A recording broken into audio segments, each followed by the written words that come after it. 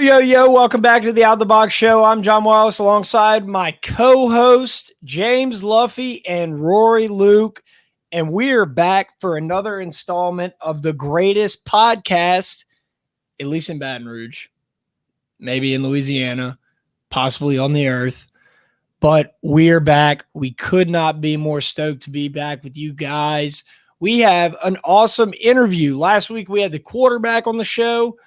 Now we have the kicker, the guy who is going to make sure that a huge play doesn't happen on the opening kickoff. And we even found out that he kicked for over 700 yards. That's way more than Miles Brennan has ever thrown for. Just throwing that out there.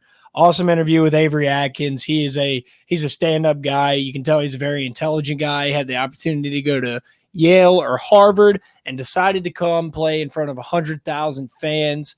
And he was the absolute man. We talked everything about styles of kicking to this coming game in Pasadena, all the way to his kinesiology studies and how he kicks a football.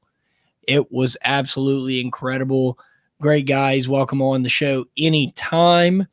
We're also going to shout out our boy, AJ Fletcher, for getting invited to fight in the Contender Series. Dana White, that's his ticket towards the UFC. It's a stepping stone. We talked about that the last time we had him on. We're going to try to get him on again soon. The Olympics start Friday. We got some off the charts segment to really catch up on, and some more House Always Wins pick. Well, no, not picks. All right, I was rolling through that. I was rolling, and you know, the thing that might kind of slow you down, but is absolutely fantastic to enjoy is Rally Cap Brewing. I think Lovey just took a sip of a Rally Cap beer. Rally Cap Brewing is a fantastic sponsor of the Out the Box podcast. You don't want to miss. I mean, it's almost like every week when I'm sitting at work and I see a new post by Rally Cap Brewing, right? It says new beer release, and it feels like it was the day before that they released another one. It's just constant releasing of beer, and they have a new sour dropping this Friday at noon, pretty much like they do every single Friday. And while I pull up the actual name of the beer, I want to make sure to get it right. Make sure to check out Rally Cap Brewing off of Segan Lane in Industrialplex. They are Baton Rouge's up-and-coming brewery. They are completely themed around baseball, and that is what we love the most about them. And you can make sure to check out their sour ale with passion fruit, papaya, and banana. Wow. It's called Fish Out of Water. It's their 41st beer that they produce in the short time that they have been around. And believe me, it's going to be fantastic, just like the other 40 that they've put out. Make sure to follow them on social media at Rally Cap Brewing. And also, before we get going, I want to give a huge shout out to the Boot Crew Media Network. We're gonna plug it every show until after August 13th, when the Boot Crew Media Golf Tournament is underway. Luffy, are you ready for the Boot Crew Media Golf Tournament? You've been hitting golf balls. Team OTB is going to dominate. You were getting ready. You were getting ready last week for the Boot Crew Media Golf Tournament, weren't you? Oh yeah. I prepare every week. So coming up here, we're gonna get John and Rory on the range and get them prepared so the OTB team takes it home. You don't want to get me on the range, but we will have a blast on August 13th. It is in New Orleans, the home of Boot Crew Media, and there's still a few slots, not flots, slots, still a few slots open up. Get a team together. There's plenty of space, and you can check it all out on bootcrewmedia.com/golf tournament or on social media at boot_crew_media. Make sure to check them out. All right. Let's roll Avery Atkins. That dude, I swear, he's a stand-up guy. And I'll tell you, Awesome interview with Avery. Awesome. seriously. I mean, and the guy, like, at first, when we started asking him questions with not, I kind of asked him some real technical, real hard hitting stuff at first. And then by the end of the interview, we were cracking up the whole time. And we threw a lot of questions at him fast. One of my favorite players on the team. He was huge the last couple of years, kicking it off out of the back of the end zone. Glad to have him back this year. 44 days till football season. Here's Avery. All righty, we now have a very special guest on the Out the Box podcast. With football season coming up, we want to get as many players as we can, and we would like to welcome LSU kicker Mr. Avery Atkins to the show. And before the show started, before we started recording, we were kind of getting our notes together, and we saw your major was kinesiology. And I think kind of the question that we want to know is, whenever you're kicking off, say the first game of the season in Pasadena, when you're kicking off and your major's kinesiology, how do I guess the muscle contractions affect the fibia and the tibia and down into, what is it, your tarsals and your metatarsals? How does those bone structures work together for you to be able to kick it out the end zone so often? A lot of stuff coming together. I'm a kinesiology major and like pre-med.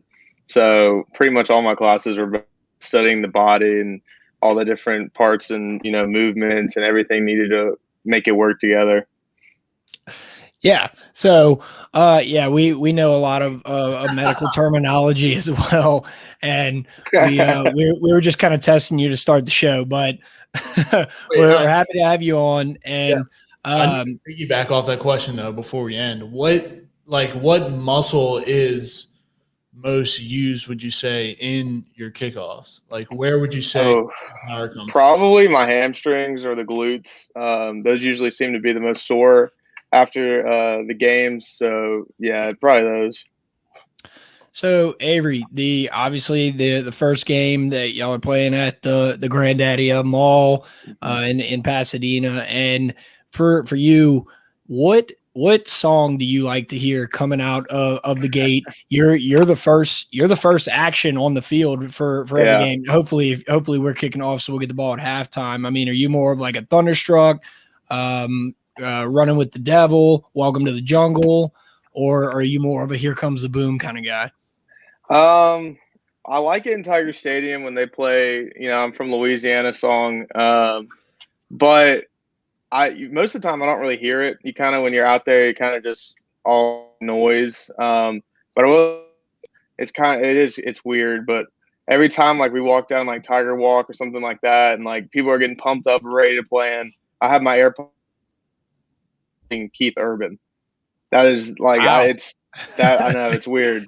It's like a superstition of mine. I always listen to Keith Urban before games. So what song do you make sure? Is it the Fell in Love in the back of a cop car? No, Days Go By is the very first one that plays. That's a banger, dude. That is a classic. And then it's just on shuffle after that. So is it just like the Keith Urban playlist on Spotify, or is it like no? I've kind of like put it together. It's just on like my like country playlist I have that I normally listen to, and I just started at one, and it goes through the Keith Urban section. So Avery, do you prefer to start the games off and kick off first? No, not really. We have this thing where like we can substitute in like a really nice football, like a nice juicy football to kick off with every single time except to start the game. Really? Whenever we start the game, I have to kick with like a quarterback ball, which is, as most kickers would say, is not the best ball to kick with. It doesn't make any sense. Do you prefer? And this kind of goes off of that, and I was kind of confused too, Rory. Do you prefer a more deflated ball to kick off with, or are you more like pump that sucker up and let it bounce off my foot? No, I like them pumped up, but I'd rather the football have been sitting on the grass for 7 weeks, 8 weeks than right out of the box. Like I think Miles and Max, they all like, and Joe did too, all these like brand new footballs that are barely broken in. But all the kickers love these old brown balls. That is true. Like all the balls in the kicker's bag, like the kicker's bag that you bring around, it's just like you can't even see like the tiger emblem on them anymore. No, they're all faded and stuff. It's just Is it like that for everybody too? Like all kickers, punters, it's all pretty much the same. Just yeah. For most of the bowl games, we'll do like a ball exchange with like the other specialist, and most of their ball. That's where we got it from UCF. UCF's the one that like pretty much told us they like switch their footballs in and out for their kicks and stuff. So that's where we got it from. So did you and Cade York and ZVR last year, did y'all have 3 different balls that y'all used, or were they all the same? So it would depend. I would always have, we call them an X ball. They have a big X on them, a white stripe, and I would get them every single time except to start the game off. And Zach or Cade getting them was like a 20 chance, just because if we were going to go for it on 4th down, the Max or Miles, they didn't want, or they don't want one of those balls to throw with. So they usually get one of the new balls. So Avery, with the season coming up and whatnot, can we expect what percentage of your kickoffs are going to go out of the back of the end zone? Hopefully, because I know 100. you're famous for that, right? Like Yeah. you have been very consistent with kicking the ball out of the back of the end zone. And kind of a follow up, I just kind of thought of this. What are your thoughts on the, that's obviously the right thing to do, right? But Yeah. as far as like it's not the most exciting thing, but it's the most effective thing to do to win the game. So is that kind of how you view it? Yeah, I know it's not everybody loves this, it's a kickoff. It's not the most exciting play in football. But the goal is always to kick it 10 deep, because there's no chance for return. Sometimes you don't kick it that far and they return anyway, and it drives me crazy. But it is what it is. I know I have a good coverage unit, and we're changing a few things up this year. Some things will be different on kickoff, so it'll be exciting to see how it goes. Can we expect any trick plays? I wish you could run a trick play on kickoff. I wish. Maybe a surprise onside here or there. That's about as trickery as it can get.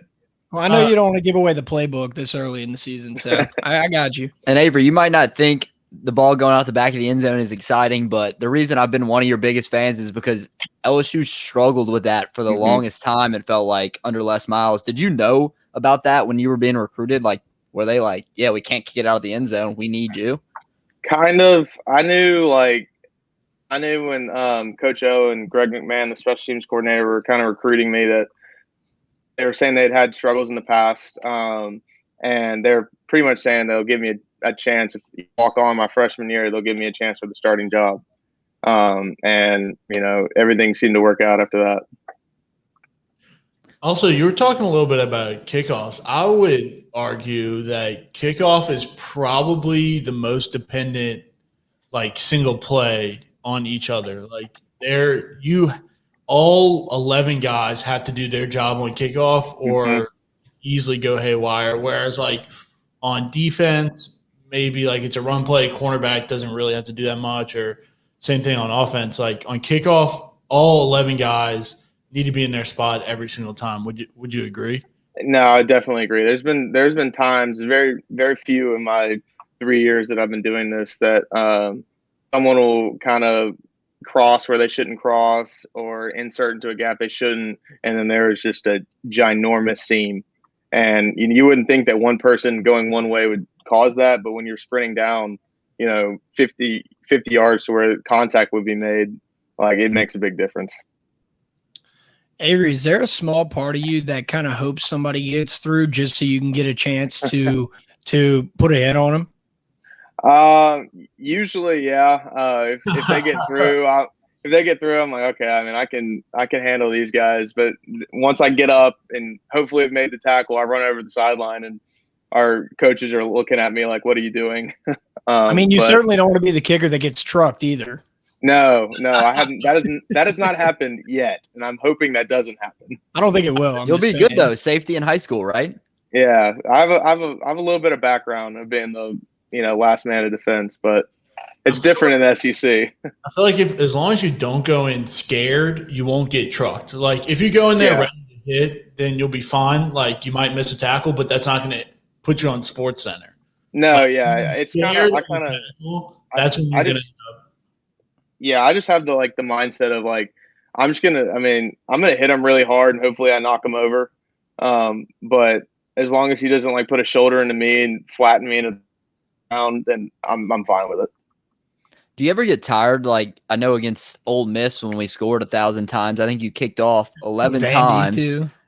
In 2019, and like, are you ever like, damn, I got to run back out there, kick it, and run all the way down the field again for the 11th time tonight? Yeah, there was Vanderbilt's the one I remember the most. We kicked off like 5 times in the first quarter, and I was just like I was exhausted, and like the kickoff, like a lot of people don't understand. It's a very like explosive movement, so you get pretty gassed pretty fast. So I remember Vanderbilt like. It's the 11th kickoff. It's an 11 o'clock game, so everybody's just like ready to get out of there. It's like 110 degrees, it feels like. And I like turned to the kid when they were all huddled up. I was like, "Look, I need y'all to cover on this one because there's a good chance it's not going to go into the end zone." But they had my back. So yeah, I think you kicked for, and this is, if that was a bigger stat line on the the stat sheet, everyone wants to see how many yards the quarterback threw for and whatever, but you blow them out of the water. I think in that Vandy game, you kicked for 715 yards or something, which is absurd. Yeah, it's a lot of yards. It's a lot of yards to kick, but that's a good thing. If I'm kicking off a lot, it usually means a good thing. So like, and one game that comes to mind just because it was recency bias, but like the Florida game last year when the conditions are all wet, you land heavy on that plant foot. Like, is there anything in your mind or like anything that you're doing different for that kickoff compared to just like a beautiful 70 degrees day at Tiger Stadium? Yeah, I'm sure you remember the UCF game. That was, I was a freshman, so I was kind of inexperienced in that kind of sort of environment. But our coach was like, "Hey, like the ground is really bad. Like it's very slippery, and for warm ups." And I was kind of like, "Yeah, it's a little slippery, but I can handle this." And then I slipped and fell on the opening kickoff. So I learned then that always I have like a pretty much just a normal football cleat, and I put it on my plant leg if the conditions are ever bad. And that's what I did for Florida. I did that for Ole Miss last year. So I've experienced it, so I know when I have a tendency that I could slip and fall. So you're rocking the 2 different cleats, not for the swag purposes, but for purposes, right? No, yeah, for me to do the job, sometimes I have to look a little weird. Yeah, I don't think any of us thought it looked weird, but you mentioned the UCF game, and I believe Rory was still on the team at that point. That was your freshman year. Was Rory a good teammate? Great teammate. Great teammate. I was the freshman walk on, so I was like, I don't know anybody. I'm coming from Auburn, Alabama, so I don't know anybody. And honestly, and Rory can attest to this. Walk-ons are like this little close group of like it's like a club in there, like it's like a fraternity. So everything, and they're really welcoming and stuff. You really have to stick together like as a walk-on, especially if you want to like pull through the whole 4 years. I'm sure you've seen this like after you're going into your senior year, like a lot of walk-ons come and go, and it's one thing, like usually if you're inside the walk-on group and you're like hanging out with the walk-ons, you will stay. Like, and if you're outside the group, there's a 50-50, maybe 75-25 shot that you're not going to stay the whole 4 years. Mm-hmm. And it's every year. Every year you'll have half the walk-ons that are like, you can say like, okay, they're like in this close group of friends, and then there are others that just really fit in, and then they're gone next year. It's just it really is. That's really how it works. Well, you had the walk-ons too, who like pretty much just did it for the free swag, the free like jumpsuits, the free the sparkle, the clout. I think at the Fiesta Bowl, you get a free PlayStation or whatever. Yep. Then you have people. I'm not saying Rory's that guy, but I did see all of the stuff that he got. That's like a fall only type of person. Like if you're just in there for a walk on for a fall, like if you're one fall, you could probably get through one fall, especially if you don't go to camp. I mean, one fall without camp is really not that bad. And then you get all your bowl stuff. But, like, once you hit, like, spring ball and, like, fourth quarter, stuff like that, it doesn't matter, like, what you get. Like, it's all over. Like, it's not worth you don't get much in the spring anyway, so that's when you see some people start to leave. Yeah, 100%. And, like, it is not worth the free Nike gear that you get to wake up at, like, 5 a.m. or whatever, 2 p.m. and by the time you grow up the Cane's chicken fingers you ate the night before. Yep. So Avery, we've had a great time having you on and whatnot. As we kind of round out the interview, we've talked about the first game of the season in Pasadena. Hopefully you'll be kicking off. Hopefully Keith Urban will be playing through the speakers at the Rose Bowl. Kind of paint that picture for us and what that means to you, given that we're about 45 days out from first kickoff. It's going to mean a lot for me. I went out to Pasadena back when I was an Auburn fan back in the day. Auburn was playing Florida State in the national championship, and me and my dad went out there to the game. We had a great time, and we always were like, "Oh man, this is such a cool stadium. What if I could play in it one day?" And so getting the opportunity to actually go out there and play in it, the whole family's coming out, and it's getting a lot closer. It's getting closer and closer every day. So it's just exciting, and I'm excited to go out there and play a good game. Wait, Avery, so just like a logistics question, what are y'all doing right now? Y'all finishing up summer workouts and then camp starts next week maybe or the week after? So we have workouts tomorrow Friday. Friday is the last Freaky Friday. And then we haven't days off. So after Friday, we don't have to report back until like the 5th, I think. Oh, August 5th. So yeah, so we have we started earlier this year. Like usually, we start on June 1st. This year we started like May 23rd. So we're getting like extra time off just to kind of I guess meet NCAA regulations. We had Miles Brennan on the podcast last week. He said he was going to do some fishing. Do you like to fish? And if you do, can you tell us some spots? We know some, and we're going to go with him before the season starts.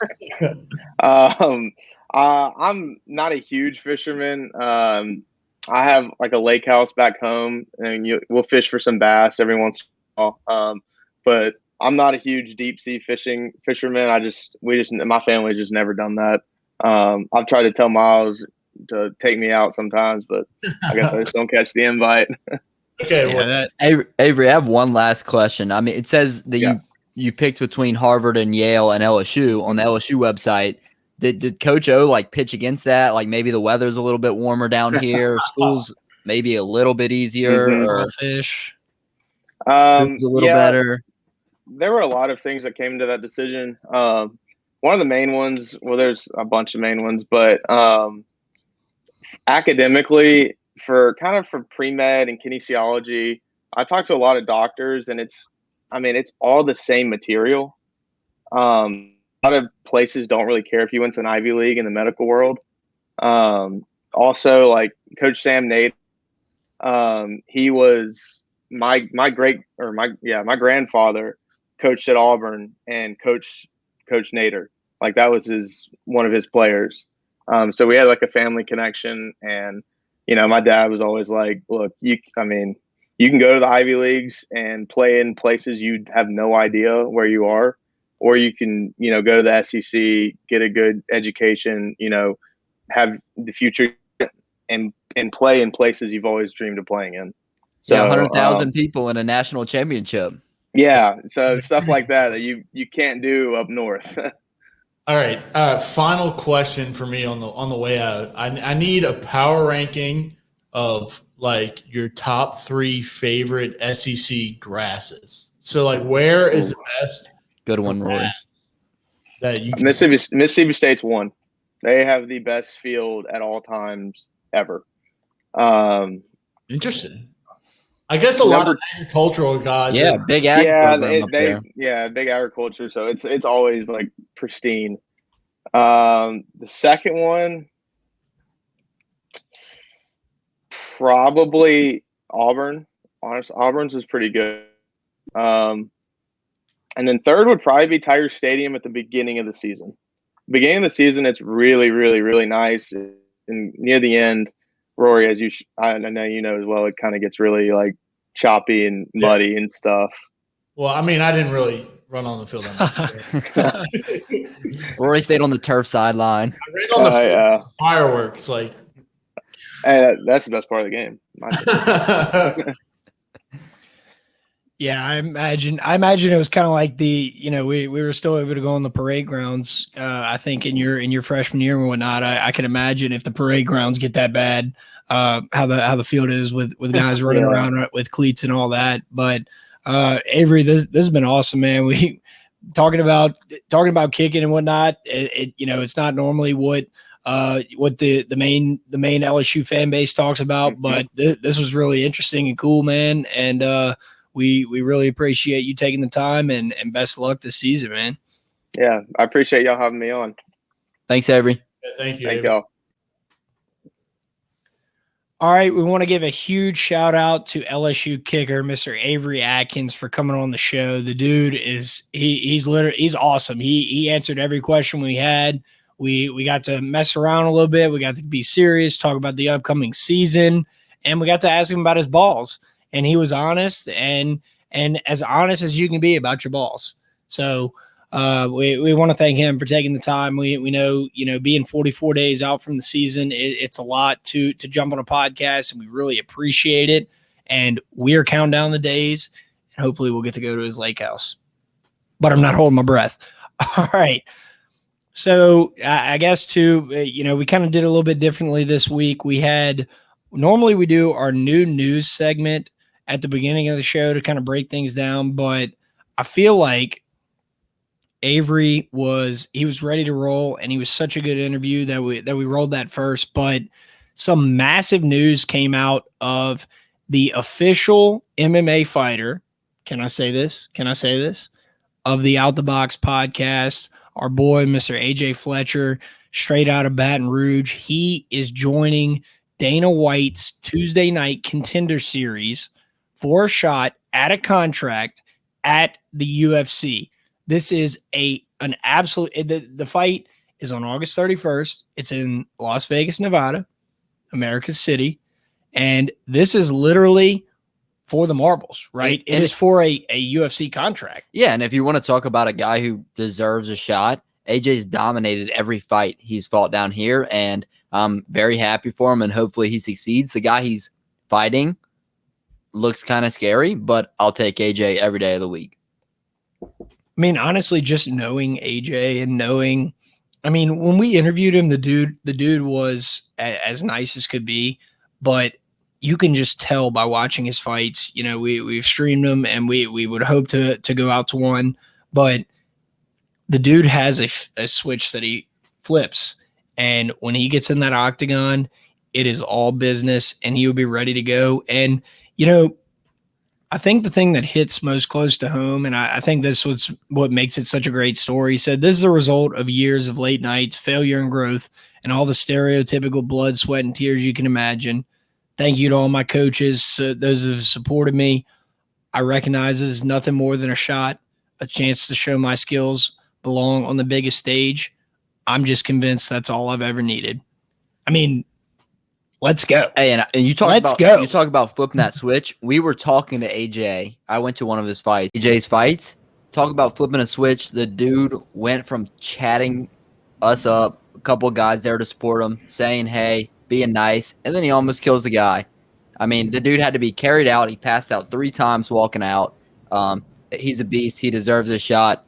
Very excited to watch his fight next month. And man, well, I guess it's too much to ask. We ask a lot of our guests on the show.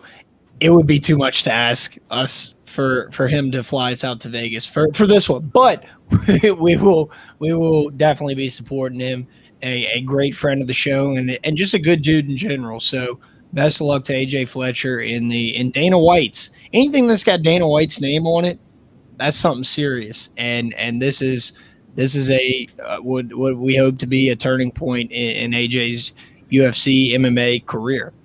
Do you think you'll get to meet Joe Rogan, our podcast nemesis? No, we said it last week. Joe Rogan, I don't know if you listened last week, Luffy, but Joe Rogan, this might be news to you, but he's a better podcaster than us. I texted AJ. I said, "Don't go on Rogan's podcast. That's our only request." All right, well, I would do it. I would do it in a heartbeat if I were him.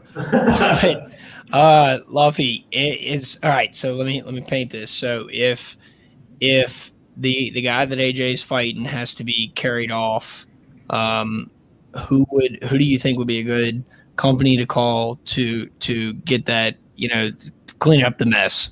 I think that you should call Workbox LLC.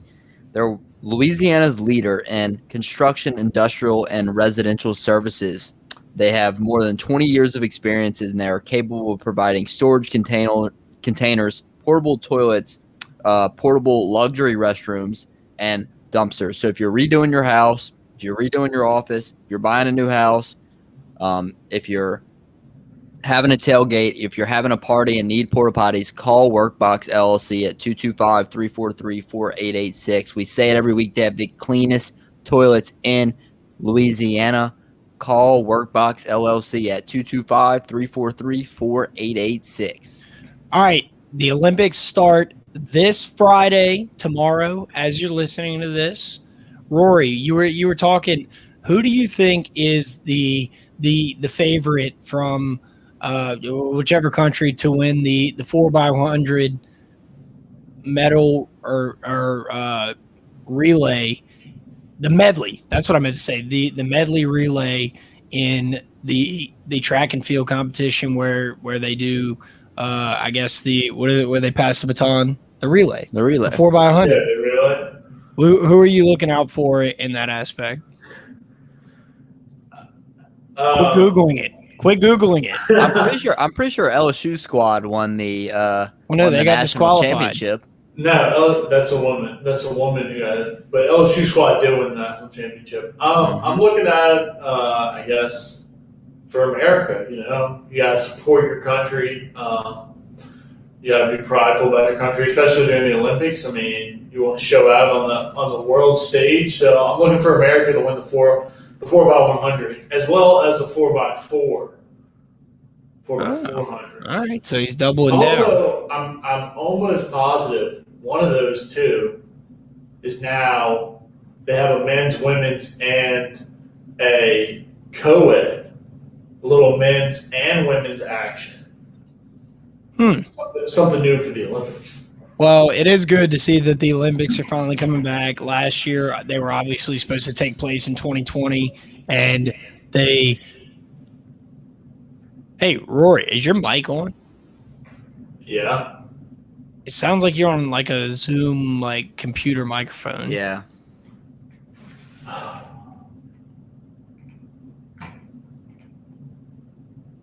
Yeah, it wasn't. All right, there. That's so much better. So much better. I didn't want to say anything and fuck with the whole I segment. thought that. Yeah. Terrible segment. It is good. It is good to see that the Olympics are back. Obviously they were supposed to take place last year in the messed up year that it was, but it is cool to see. I'm excited to see the storylines. They're in Tokyo, right? They're or is it Japan? It's Japan. Japan, Tokyo. Tokyo, Japan. They're in Tokyo. Same thing. Are they? Is Japan? Tokyo's in Japan. Yes. Yes. Yeah. That's what. I don't know. Okay. But it is cool to see an event that only comes around every 4 or 5 years in this case, and I'm excited. I'm excited to see the new storylines. Right. So the next Michael Phelps, the next great Olympian, the next Usain Bolt, who will kind of begin or keep whatever they have going in the Olympic Games going during this time, right? kind of captivate a world stage is what I would say. Somebody that is going to, break a world record that hasn't been broken in a long time or do something amazing. That's always awesome. And Wait, is Mondo is he in the Olympics? I believe so. he is in the Olympics. I mean, how many LSU? There's a lot of LSU people, but we need to get a list. We'll have it next week. All right. Let's 26 get it together. But we will be doing a little small segment, each and week. Mondo will be the only non-USA athlete that I will pull for. 26 Tiger athletes. Wait, is he not for America? No. Who's he jumping for? Tell him, Rory. Sweden. He jumps for Sweden. I think he's been over there training. I think that it's maybe a more popular sport over there. So I think the money and sponsorship type thing helps out over there. That could be completely wrong. Hey, you can't blame the guy. That's his his heritage and whatnot, and that's what the Olympics is all about. Yeah, if he's getting paid more, then I wish he was jumping with USA on, but I completely understand it. So we'll kind of talk. Go ahead, Rory. I was saying, I think that like track and field in general is probably bigger in Europe than it is in the United States, just like professional track and field. Yeah, absolutely. So we'll kind of be talking about the Olympics as we go on into the summer. And is Rory frozen? No, I'm here. Dude, you just kept very still. All right. So let's get to the off the charts segment. I believe this week, although we had a kicker on for our interview, we're going to go ahead and get into the defensive line and possibly the best position group on our team. And you know who else is the best? Nice. That was a beautiful lob, and I'm about to smack this out the park. It's Blaine Loop. Blaine Loop is the best. Blaine is the guy that you call if you want a hassle-free move. If you want to sell something, right? So if you sell your house to buy a new house, that would be ideal, wouldn't it? If he sold your house and you bought another house with him, that would be ideal. He'll also help you rent. Blaine Loop is one of the nicest and most helpful guys you'll ever meet. Blaine, Rory, you can attest to this as well. Blaine, when he gets his mind to something, it's over. He has his mind set on helping you find the home of your dreams, to sell the home of your dreams, to buy the new home of your dreams, or to help you rent. And once he gets his mind to it, he will not sleep until you are satisfied. And he wants you to know that interest rates are at an all-time low, and at the speeds these homes are selling right now, you're going to need a certified professional. That's Blaine. He wants to be your friend, your neighbor, and your agent. Make sure to call or text Blaine Loop at 504-858-0031. That is 504-858-0031. Keller Williams is an equal opportunity housing partner, and each office is independently owned and operated. All right. Off the charts. D-line. In the trenches. Let's get it. Well, like Luffy was saying, I mean, this is easily one of the best position groups that LSU has, probably the best one. I mean, just to get it started, you bring back all four starters. You have Andre Anthony and Ali Gay on the outside, and Glenn Logan and Neil Farrell on the inside, all seniors, all with a bunch of experience, 3 national champions, a guy you brought in last year who was amazing. And I really don't see a weakness at all on this defensive line. Yeah, and if we're going to be good this year, this group has to be dominant. They have to be dominant from day one. And like you said, we've brought back everybody. We have veterans. You have veterans in Farrell and Logan and Anthony, but he's also kind of listed as an outside linebacker, so I don't know how much we want to talk about him, but I think he's going to be down on the line more this year.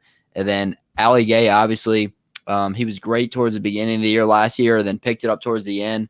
Hopefully he's developed some more skill going into this year, and he could be a high draft pick. And you look at guys like the number 1 player in the country, Mason Smith, coming in as a freshman. And then I know they've been very high on Savion Jones, another freshman. And then you have some guys that are sophomores coming off a great end of the season, like Roy, who I expect to be huge this year.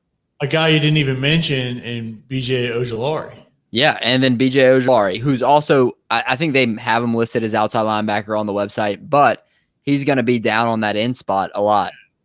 I mean, he might be playing a stand-up end, but yeah, that kind of hybrid role. But, I mean, I would include them there. He's going to be on the line. He's not I agree. And then you have Joseph Evans, who Coach O's been high on in a lot of press conferences. And then there's some freshmen.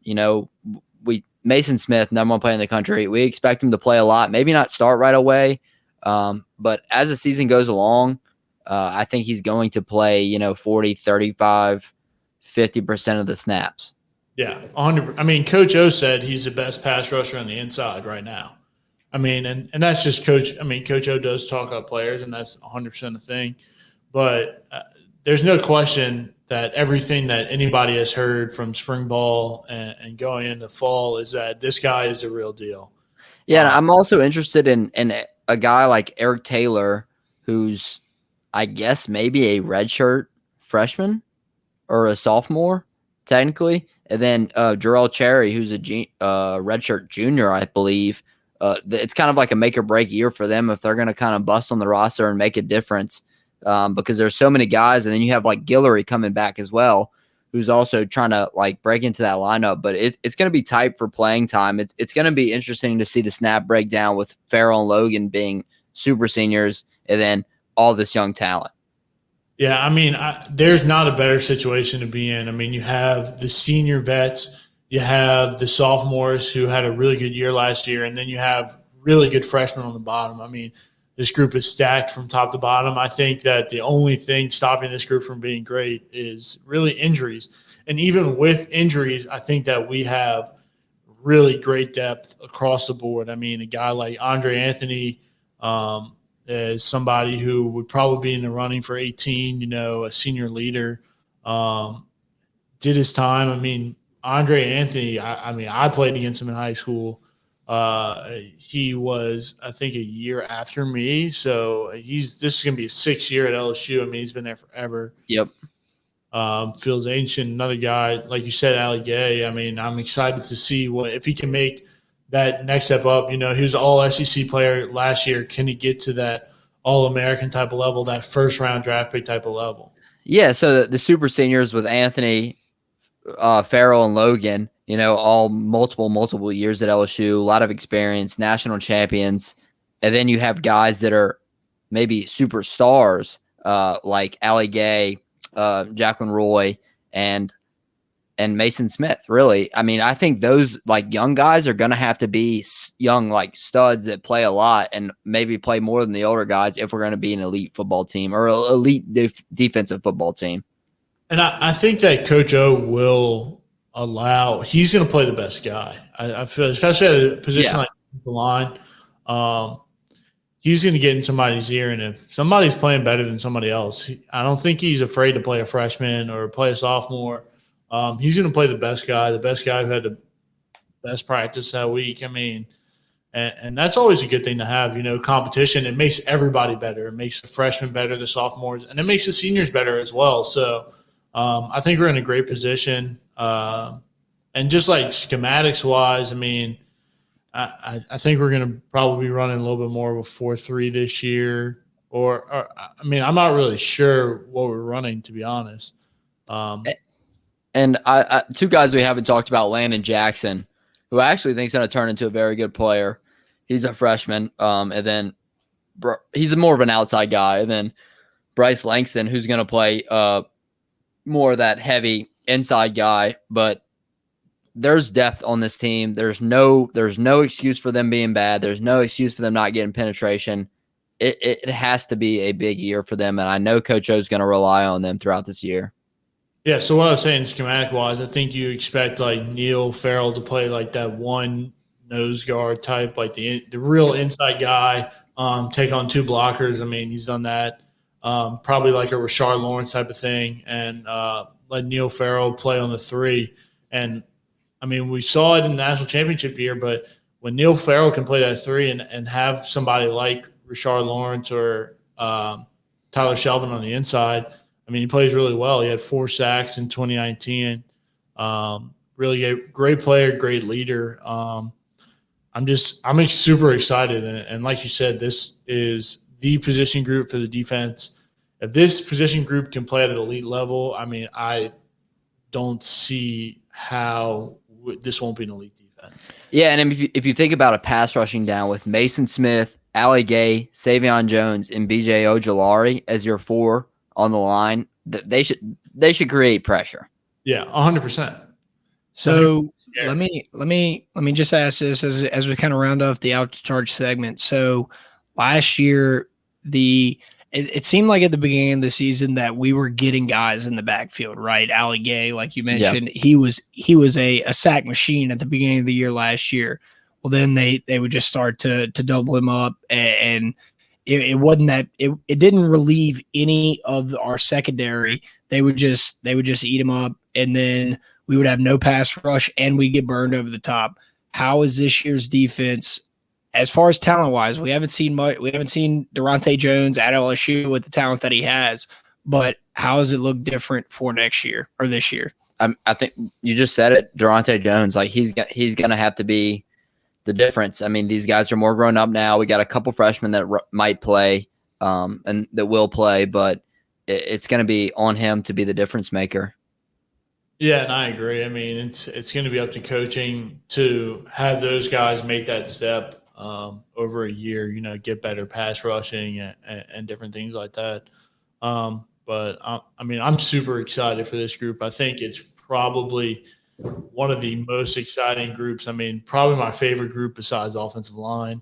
Out of this whole roster, I love these guys. I love what's bringing to the table, and I'm super excited. And we pretty much have 2 defensive line coaches on staff with Andre Carter, who I'm super excited about. I think he's a huge upgrade, and then Coach O. So there's no excuse for them to play bad, and this is probably a group I'm most excited to see on the field. Well, let's get it. We're 44 days away from kickoff in Pasadena. It's going to be electric, and I think that about does it for the off the charts segment. Let's get to the famous segment. I want to talk a little betting. Let's talk a little betting. I'm itching. I need a lock for this week. Let's get to the House Always Wins segment presented by the House Bar in Tigerland. House Bar in Tigerland. I mean, we recorded there last week, Rory. It was electric. We recorded there twice last week. We did. You know that? we recorded 2 whole episodes, and it just turns out. Thank you to those that tuned into our live broadcast that we didn't even know was live, and it had no sound. We really appreciate it, but what we really appreciate is the House Bar accommodating us, letting us set up on stage. We're going to try to do a live show over there. We're thinking about once a month to kind of make it more of an event. And next time I'll be there. We'll promote it better, and we'll get it packed in there. We'll slam some beers and eat some food. I'll tell you what. We set up a slice of pizza for display, and we didn't get through the first 5 or 10 minutes without me just going forward, taking a bite out of it, and then we just kind of kept piecing it from there. But fantastic food over there. They have something going on every night. We were there during pint night. They have all kind of deals over there. I believe it was $4 for your first pint, and then $2 for a refill for domestics, and then $3 for a craft beer refill. So great deals on Wednesday night. They want everyone to feel at home every day of the week. Make sure to follow the House Bar in Tigerland on Twitter at Tigerland House and on Facebook and Instagram at House in Tigerland. All right. Me and Rory gave a bunch of futures on LSU football last week. I need winners this week. All right. Well, I got you, John, this week. Like we said, Olympics coming up. I got a little Olympic basketball for you. A little Sunday, 11:40 p.m. A little late night basketball for you. One of those bets Sunday night. You put it in and you go to sleep and you wake up Monday and you start off your Monday better. You start off a little happy. And this is Slovenia versus Argentina.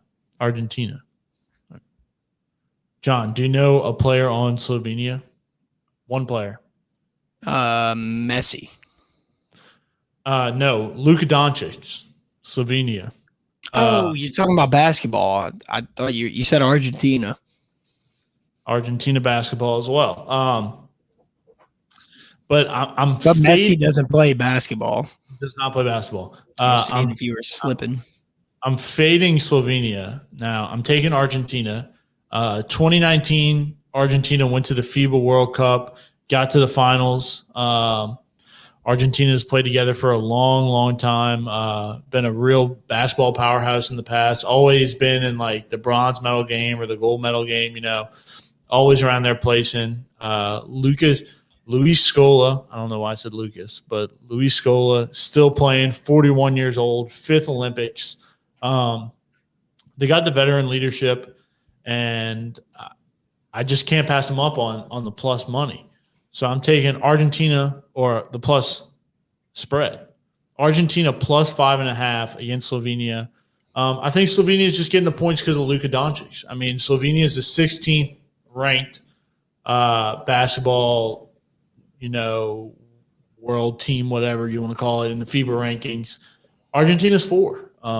They've been playing together longer, have experience at the Olympics. And, first game, Luka Doncic might go out there and try to put on a show. And I think Argentina will have a plan for him. So I'm taking Argentina plus 5.5. All right. Not a bad pick. Luffy. So did y'all go LSU last week? Yes. Yeah, we both went LSU. LSU team total over almost every year besides last year, which we won't talk about. It's easy. What was y'all's number on there? 8.5. 8.5? 8.5. Was it plus money? It was even money. Even money. Wow. I saw today plus money on the casino book, and it's hard to pass that up. 8.5's a number that, as long as we don't choke the first game away at UCLA, that I really don't see us not getting to, and I'm riding with that this week. Well, we said I'll be putting it in at at the casino this weekend because the odds are way better. Well, we said kind of as we got closer to football season that we'd put a little bit each week on it. So I need to re-up on that as well. So we're gonna put a little bit each week up until the game. But yeah, I mean that's a mortgage pick. Rory declared that as a mortgage pick last week at the house bar in Tigerland, and for the first game we've talked about it for ad nauseum now, like LSU minus 4.5 against UCLA. Yes. I mean, can you see any scenario there's no way you would bet the other way? There's no way that number stays there. I just think given LSU how disappointing of a season last year that we had, and given that it's a neutral site game, but I don't see UCLA being anywhere near LSU, right? And I think the coordinator situation was a mess last year. I think coming off a historic season, LSU is going to be back and ready to go, and I think we're locked in. Especially by the way Avery was talking during our interview. But I'm going to go back to the Olympics. I think I have to bet on the USA. That's the only American thing to do. The USA basketball plays France on Sunday as well, I believe. I don't know if it's before or after the Slovenia versus Argentina game. And honestly, I'll go ahead and say I think the USA Olympic roster isn't as, I guess, It's at 7 a.m. on Sunday. Oh yeah, I'll be up. I'm ready to watch that on Sunday. I guess we'll just find that one out when we wake up. But I don't think that the USA basketball roster is that, I guess, it doesn't pop at you, right? But the notable players are there. Even a good player in the NBA is probably better than any other league around the world. The NBA is kind of the capital for basketball. And I'm taking the USA over 95 points in their first game against France. It's minus 115. I think KD, it was kind of a shame. I think I saw Kevin Love is not going to be a part of the team anymore. I think he withdrew. Is that correct, Rory? That is correct. I think they need to call on the Batman of Olympics, Carmelo Anthony. Yeah. The Mr. Superman But- of the Olympic team. I can pretty much tell you how this roster is going to go. Draymond's going to get all the rebounds and have some good assists. I don't know if Booker's going to make it, dude. He might still be upset about the Suns' loss in the NBA Finals, but I think KD's still going to put up his numbers. Drew's going to play defense. Lillard's going to put up some numbers as well, and I think we're gonna score a lot of points, at least in the first game. So You know what I'm upset about? Can I grief for a second, or can I go ahead, grieve. Go ahead. We're here for you. Go ahead. Where is Zion Williamson on the Team USA? Why isn't he on there? That is crazy. Was he not invited? They probably He didn't was let him. not invited. I mean, I assume that he probably was And invited, Trae Young wasn't invited. and he might have turned it down. Trae Young wasn't invited. He might be better than half the damn team. I mean, that's just absurd. Yeah, I agree, Zion Rory. Williamson against these clowns? Yeah. No chance they're stopping him. It would just make it also just like more watchable as well. Like, Yes. Zion is so watchable as a basketball player that it'd be nice, but I digress. Hey, he's rehabbing that knee, and they've been out of season for a few weeks now. He's probably getting some good New Orleans food, so I think they'll do just fine without him. But it would be exciting. But I think that about does it for the House Always Wins segment and our show. Thank you guys so much for listening. We cannot say it enough. We've said it for 70 episodes, right? Have we had that? We have said the same exact thing for 70 episodes, and we only repeat things that we say a lot because we mean it, right? And I cannot stress that enough. Thank you so much to our sponsors, the House Bar in Tigerland, Workbox LLC, Blaine Loop with Keller Williams Realty, and Rally Cat Brewing. Football season's in 44 days, y'all. We're almost there. We're in the home stretch. We're in the dog days of summer now, but we got the Olympics and some sports news to keep y'all locked in. The Out the Box podcast ain't slowing down for nothing. Make sure to sign up for the Boot Crew Media Golf Tournament on August 13th. It's going to be an absolute banger. And with that, go Tigers. So, John, how's your afternoon today? Afternoon was good, brother. Good to hear. Sat there, went and got some peanut M&Ms. What'd you have for lunch? Lunch, I was on a conference call from 11:30 to 12:30. So the guys I normally go eat lunch with rolled out without me, and I ended up coming home and eating a bag salad for lunch by myself in the dark. I had some dill pickle almonds for a snack today. Great snack. I've never had them before, but they're pretty good. Wow. I'm gonna have to check those out, even though I hate pickles and almonds. All